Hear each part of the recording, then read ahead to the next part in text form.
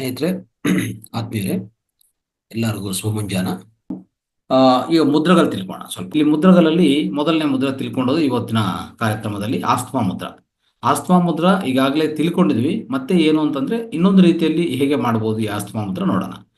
So ನಮ್ಗೆಲ್ಲರೂ ಗೊತ್ತಿರುವಂತ asthma ಮುದ್ರ ಒಂದಿದೆ. ಮತ್ತೆ ಇಲ್ಲಿ ಇನ್ನು ಸ್ವಲ್ಪ ಬೇರೆ ರೀತಿಯಲ್ಲಿ ಇನ್ನು ವಿಧ ವಿಧ ರೀತಿಗಳಲ್ಲಿ ಈ ಮುದ್ರವನ್ನು ಮಾಡ್ಕೋಬಹುದು. ಅತಿ ಸುಲಭವಾದ ರೀತಿಯಲ್ಲಿ ಇನ್ನೂ ಹೆಚ್ಚಾಗಿ ನಮಗೆ ಫಲಿತ ಕೊಡುವಂಥ ರೀತಿಯಲ್ಲಿ ನೋಡ್ಕೊಳ್ಳೋಣ. ಆಸ್ತಮಾ ಮುದ್ರ ಅನ್ನೋದು ನಿಮಗೆಲ್ಲ ಗೊತ್ತಿರೋ ವಿಷಯ. ಆಸ್ತಮಾ ಬರೋದಂದ್ರೆ ಯಾವಾಗ ಆಸ್ತಮಾ ಬರುತ್ತೋ ನಮ್ಮ ಈ ಲಂಗ್ಸ್ ಅಲ್ಲಿ ಅಂದ್ರೆ ಶ್ವಾಸಕೋಶ ಒಳಗಡೆ ಈ ಫ್ಲಮ್ ಜಾಸ್ತಿ ಸೇರ್ಕೊಂಡೋದು, ನೆಮ್ಮು ಜಾಸ್ತಿ ಆಗೋದಂದ್ರೆ ಒಂಥರ ಆ, ಈ ಅಂದ್ರೆ ವೆಟ್ನೆಸ್ ಅಂತ ಹೇಳ್ತೀವಲ್ಲ, ಅದು ತಂಪು ಜಾಸ್ತಿ ಆಗೋದು ಎಲ್ಲ ಅದರಿಂದ ಶ್ವಾಸಕೋಶಗಳು ತುಂಬಾ ಒಂಥರ ಒತ್ತಡಕ್ಕೆ ಲೋನಾಗಿ ನಮಗೆ ಈ ಶ್ವಾಸ ತಗೊಂಡೋದು ಬಿಡೋದೇ ಕಷ್ಟ ಆಗ್ಬಿಡ್ತದೆ. ಒಂಥರ ಶ್ವಾಸವೇ ಕಷ್ಟವಾಗಿ ಹೋಗ್ತಾ ಇರ್ತದೆ ಈ ಪ್ಲಮ್ ಜಾಸ್ತಿಯಾಗಿ ಒಳಗಡೆ. ಒಂಥರ ಅಂದ್ರೆ ಆ ತಂಪು ಜಾಸ್ತಿ ಆಗಿದೆ ಅಂತ ಅರ್ಥ. ಆ ಸಮಯದಲ್ಲಿ ಏನ್ ಮಾಡಬೇಕು, ಈ ಮುದ್ರೆ ಮಾಡಿದ್ರೆ ತುಂಬಾ ಚೆನ್ನಾಗಿ ನಮಗೆ ಅವಕಾಶ ಕೊಡುತ್ತೆ. ಒಂಥರ ಈ ಮುದ್ರೆ ಏನ್ ಮಾಡತ್ತಂದ್ರೆ ನಮ್ಮ ಈ ಶ್ವಾಸಕೋಶ ಒಳಗಡೆ ಪ್ರದೇಶವನ್ನು ಹೆಚ್ಚು ಮಾಡುತ್ತೆ, ಅಂದ್ರೆ ಆಕಾಶ ತತ್ವವನ್ನು ಹೆಚ್ಚು ಮಾಡುತ್ತೆ. ಆಕಾಶ ತತ್ವವನ್ನು ಯಾವಾಗ ಹೆಚ್ಚು ಮಾಡುತ್ತೋ ಅವಾಗ ಏನಾಗತ್ತಂದ್ರೆ ನಮ್ಮ ಒಳಗಡೆ ಈ ಶ್ವಾಸಕೋಶ ಒಳಗಡೆ ಆ ಆಲ್ವಿಯೋಲಿ ಅಂತ ರಂಧ್ರಗಳಿದೆ, ಸೂಕ್ಷ್ಮಾತಿ ಸೂಕ್ಷ್ಮ ರಂಧ್ರಗಳವು. ಏನದು ಆಲ್ವಿಯೋಲಿ ಅಂತ ಸೂಕ್ಷ್ಮಾತಿ ಸೂಕ್ಷ್ಮ ರಂಧ್ರಗಳಿದೆ. ಅವೆಲ್ಲ ಆ, ತೆರೆಯ ತೆರೆಯ ತೆರೆಸ್ಕೋಬಹುದು, ಅಂದ್ರೆ ಒಂಥರ ಓಪನ್ ಮಾಡ್ಕೋಬಹುದು ಆ ರಂಧ್ರಗಳೆಲ್ಲ. ಆ ಎಲ್ಲ ಈ ಆಲ್ವಿಯೋಲಿ ಅಂತ ರಂಧ್ರಗಳು ಈ ಮುದ್ರದಿಂದ ತೆರೆಯಾಗತ್ತೆ, ಒಂಥರ ಓಪನ್ ಆಗತ್ತೆ. ಓಪನ್ ಆಗಿದ ಮೇಲೆ ಈ ಶ್ವಾಸ ಮಾಡೋದು, ಶ್ವಾಸ ಬಿಡೋದು, ಶ್ವಾಸ ತಗೊಂಡೋದು ಸುಲಭವಾಗತ್ತೆ. ಆ ರೀತಿಯಲ್ಲಿ ನಮಗೆ ಉಸಿರಾಟದ ಕಷ್ಟಗಳು ತೊಲಗಿಸ್ಕೋಬಹುದು ನಾವು.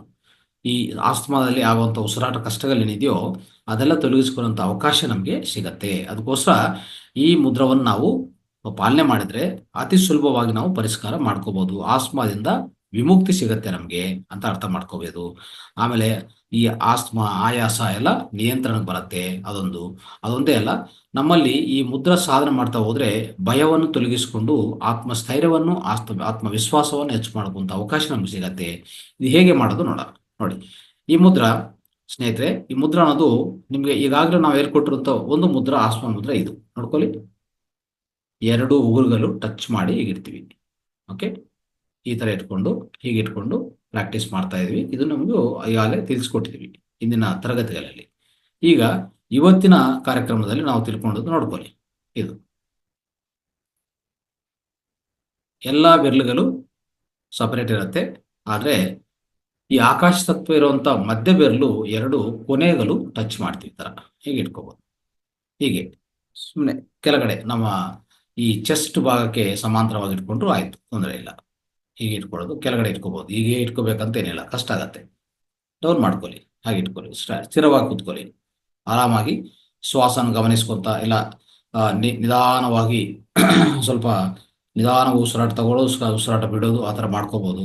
ನೀವು ಯಾವುದೇ ಕೆಲಸ ಇಲ್ಲ ಅಂದ್ರೆ ಆ ರೀತಿಯಲ್ಲಿ ಮಾಡ್ಕೊಂಡು ತುಂಬಾ ಉತ್ತಮ. ಯಾವಾಗಲೂ ಅಷ್ಟೇ, ಯಾವುದೇ ಮುದ್ರೆ ಮಾಡುವಾಗ ಶ್ವಾಸನ ಗಮನಿಸ್ತಾ ಮಾಡಿದ್ರೆ ತುಂಬಾ ಉತ್ತಮ ಫಲಿತ ಬರುತ್ತೆ. ಅಂದ್ರೆ ಇನ್ನೊಂದು, ನಿಮ್ಮ ಗುರಿ ಹೇಗಿರ್ಬೇಕಂದ್ರೆ ಧ್ಯಾನ ಈ ಮುದ್ರ ಮಾಡುವಾಗ ಶ್ವಾಸದ ಮೇಲೆ ಗುರಿ ಒಂದು. ಆಮೇಲೆ ನಿಮ್ಗೆ ಎಲ್ಲಿ ಯಾವ ಯಾವ ಭಾಗದಲ್ಲಿ ತೊಂದರೆ ಇದೆಯೋ ಅಲ್ಲಿ ಪರಿಹಾರ ಆಗತ್ತೆ ಅಂತ, ಪರಿಹಾರ ಆಗ್ತಾ ಇದೆ, ಅಲ್ಲಿಗೆ ಶಕ್ತಿ ತಲುಪಿಸ್ತಾ ಇದ್ದೀನಿ ಅಂತ ಒಂದು ರೀತಿಯಲ್ಲಿ ನಿಮ್ಮಲ್ಲಿ ಭಾವನೆ ಇರಬೇಕು. ಆಯ್ತಾ? ಅದನ್ನ ನಾವ್ ಹೇಳ್ತೀವಲ್ಲ, ನಮ್ಮ ಗುರಿಯೇನೆ, ಆ ಗುರಿ ಏನಿದೆಯೋ ಆ ಗುರಿ ನಮ್ಗೆ ಆ ಅದ್ಭುತವಾದ ಕೆಲಸ ಕೊಡುತ್ತೆ. ಅಂದ್ರೆ ನಮ್ಮ ಲಕ್ಷ್ಯ ಏನಿದೆ, ನಮ್ಮಲ್ಲಿ ಆ ಲಕ್ಷ್ಯ ಏನಿದೆಯೋ ಆ ಲಕ್ಷ್ಯ ಪ್ರಕಾರ ನಮ್ಮ ಶಕ್ತಿ ಅಲ್ಲಿ ತಲುಪಿಸ್ತಾ ಇರ್ತೀವಿ. ಅದನ್ನ ಹೇಳ್ತೀವಲ್ಲ, ಏನಂತ ಹೇಳಿದ್ರೆ attention leads to the energy flow. ಅಂದ್ರೆ ಶಕ್ತಿ ಪ್ರಸಾರ ನಮ್ಮ ಅಟೆನ್ಷನ್ ಎಲ್ಲಿದೆ ಅಲ್ಲಿಗೆ ಹೋಗ್ತಾ ಇರ್ತದೆ ಅಲ್ವಾ? ಈಗ ನಾನು ಯಾವುದೇ ನಾವು ನಿಮ್ಗೆ ಕಲ್ಸ್ಕೊಡ್ಬೇಕಂತ ಇದ್ದೀನಿ, ಕಲ್ಸ್ಕೊಡ್ಬೇಕಂತಂದ್ರೆ ನಮ್ಮ ಶಕ್ತಿ ಎಲ್ಲ ಅಲ್ಲಿ ಪ್ರಸಾರ ಆಗ್ತಾ ಇರ್ತದೆ. ಆ ರೀತಿಯಲ್ಲಿ ಮುದ್ರ ಮಾಡುವಾಗ ನಮ್ಮ ಅಟೆನ್ಷನ್ ಇಂಪಾರ್ಟೆಂಟ್, ಅಂದ್ರೆ ಅಟೆನ್ಷನ್ ಇಂಪಾರ್ಟೆಂಟ್. ಜೊತೆಗೆ ಶ್ವಾಸ ಜೊತೆಗಿದ್ರೆ ತುಂಬಾ ಉತ್ತಮ ಫಲಿತಗಳು ಸಾಧಿಸಬಹುದು. ಇದು ಈ ಮುದ್ರ. ಓಕೆ, ಇದು ಆಸ್ತಮಾ ಮುದ್ರ ಅಂತ ಹೇಳ್ಬೋದು. ಸಂದೇಶವನ್ನು ನಾವು ಈಗ ಸಂಪನ್ನಗೊಳಿಸೋಣ. ಥ್ಯಾಂಕ್ ಯು ಸೋ ಮಚ್, ಧನ್ಯವಾದಗಳು.